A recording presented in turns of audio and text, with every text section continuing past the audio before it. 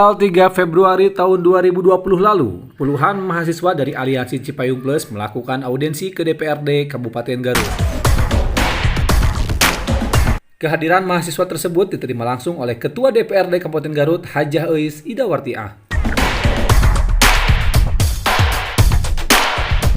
Dalam sesi tanya jawab, Ketua DPRD Kabupaten Garut menyatakan kepada mahasiswa sebaiknya mempertanyakan dugaan KKN atau korupsi, kolusi, dan nepotisme yang terjadi di Pemkab Garut ke aparat penegak hukum atau APH. Seperti halnya pihak DPRD Kabupaten Garut yang kini tengah diobok-obok terkait pokir. Karena diduga ada beberapa pihak yang melaporkannya ke APH. Sebelumnya, tadi kan ada statement Ibu bahwasannya Dewan kita kerja. Dewan kita bekerja sesuai dengan tupoksinya. Kalau begitu saya akan bertanya terkait dengan PT Elpa, Trimukti, dan PT DMT. Kalau Ibu kerja pasti tahu persoalan seperti yang ada di PT Elpa. Silahkan Bu, kalau Ibu kerja, Ibu pasti tahu Bu persoalan-persoalan yang ada di sana. Antara Bupati dengan PT tersebut. Ya, sok tutup. KAPH Ibu oke di dia. Dewa gak enak kerja obok-obok kan? Kupokir. Dewa gak enak kerja obok-obok kan? Kupokir. Dewa gak enak kerja obok-obok kan? Kupokir. Sejak saya jadi ketua komisi 3 itu saya sering ke Limbangan. Tanya Ibu Elpa, tapi tidak ada apa-apa. Untuk PT Elpa kemarin karena ada dari dulu mah ganti-gantinya nanti Pak aya P3L ganti deui ku Iwapa ganti deui nu ka dieu teh ku nanti P3L baru. Nah, Ibu kemarin minta ditangani Bapak ya Pak ya, karena Bapak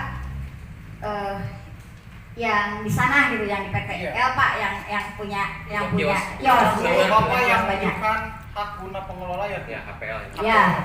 Itu Pak. Bapak juga yang mempunyai kos banyak di sana. Ya.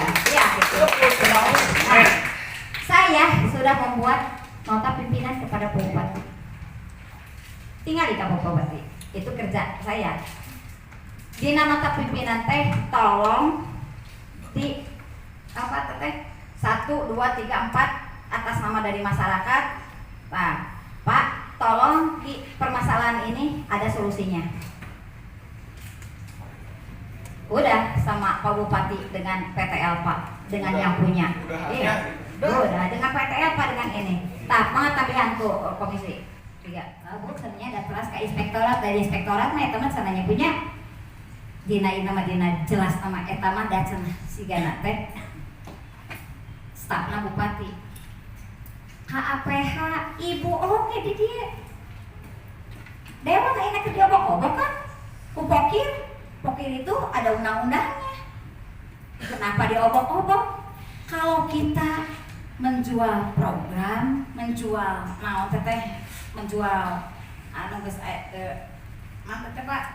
Misalkan kita dengan pihak ketiga dijual atau kita dengan pihak ketiga ada janji-janji baru daya mah Dewan anu 20 hiji ayeuna tinggal 20 hiji dari tahun 2014 2019 kan 50-an dipanggil ku Pak Kajari. Apakah itu enak? Karena ada 1-2 orang yang melaporkan dan 1-2 orang yang tidak suka karena mungkin tidak tahu bagaimana dekat dengan APH atau bagaimana dilaporkan. Ibu diklarifikasi tentang reses, tentang pokir. Nah, jadi lamun bade KKN ke APH. Nah, gitu lah. Saya Imam sebagai Korlap dari Aksi Cipayung Plus Kabupaten Garut. Kami mempertegaskan kembali bahwasanya kasus pokir ini sudah sejauh mana ditangani oleh aparat penegak hukum, baik itu kejaksaan maupun kepolisian. Tentunya kami juga tidak ingin berspekulasi apa yang dikatakan oleh Ketua DPRD Kabupaten Garut yang mengatakan bahwa ada segelintir orang yang mengobok-obok terkait persoalan konkret. Tentunya ini sangat bumerang terhadap omongan Ketua DPRD tersebut. Siapa yang melaporkan kasus poker tersebut dan kenapa tidak didukung kalau toh betul itu adalah kejahatan? Maupun Ketua DPRD Kabupaten Garut mengatakan bahwa siapa yang mengobok-obok terkait poker tersebut dan tidak mendukung supremasi hukum, kenapa tidak didukung saja? Lantas kenapa harus terlihat panik dan seolah-olah tidak membenarkan hal tersebut?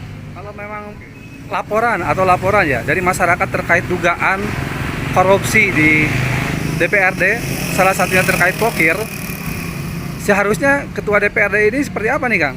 Kalau benar ada pihak-pihak yang melaporkan terkait dengan proses hukum yang berlaku. Ya tentunya harus dibuktikan dong dengan tanggung jawab bagaimana Ketua DPRD harus mendukung supremasi hukum terkait dengan adanya pelaporan terkait masalah poker tersebut. Oke. Kalau melihat respon Ketua DPRD saat audiensi, menurut Akang itu respon seperti apa, Kang? Ya sangat gimana ya?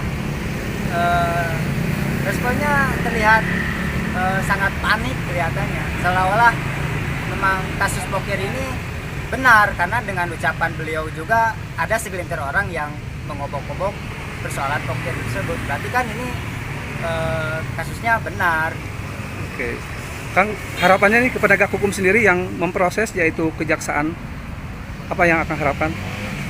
Saya mengharapkan tentunya dari mahasiswa Cipayung Plus penegakan hukum di Kabupaten Garut harus benar-benar ditegakkan seadil-adilnya, setegas-tegasnya tanpa pandang bulu, tanpa ada lobby-melobi sekalipun. Itu yang diharapkan sebenarnya seluruh masyarakat Kabupaten Garut. Dan juga penting yang ingin saya garis bawahi bahwa kesalahan seorang pemimpin memahami aturan atau tidak mau atau dia membangkang terhadap sebuah peraturan perundang-undangan itu dalam hal ini akibatnya kan diterima oleh anggota DPRD yang lainnya, oleh sekretaris Partai Gerindra, disampaikanlah kepada kadernya, simpatisannya, kepada masyarakat. Nah, persoalan kesalahan karena seorang pemimpin tidak mau memahami aturan-aturan ini, apalagi aturan yang mengatur lingkungannya sendiri. Ini adalah ketentuan-ketentuan yang mengatur kehidupannya di kelembagaannya sendiri. Di legislatif. Di legislatif. Sehingga sangat wajar ketika publik memahami, jangankan berbicara masalah aturan-aturan peraturan perundang-undangan yang mengatur kehidupan masyarakat lainnya, seperti halnya perizinan, seperti halnya perlindungan ketenagakerjaan, perlindungan kesehatan, mau dipahami oleh anggota DPRD hari ini, toh manakala aturan yang mengatur tata tertib kehidupan di kelembagaannya sendiri tidak mau dipatuhi, Tidak berjalan. ini akan merugikan publik. Sehingga mari hari ini gunakan momentum ini untuk sama-sama memperbaiki. Dari awal memperbaikinya dari dalam dulu. Kita perbaiki dari dalam melalui apa? Patuhi tata tertib oleh semua anggota DPRD yang 50 orang komitmen terhadap tata tertib. Jangan ada pengabaian atau jangan ada pembangkangan terhadap aturan, karena pengabaian atau jangan ada pembangkangan terhadap aturan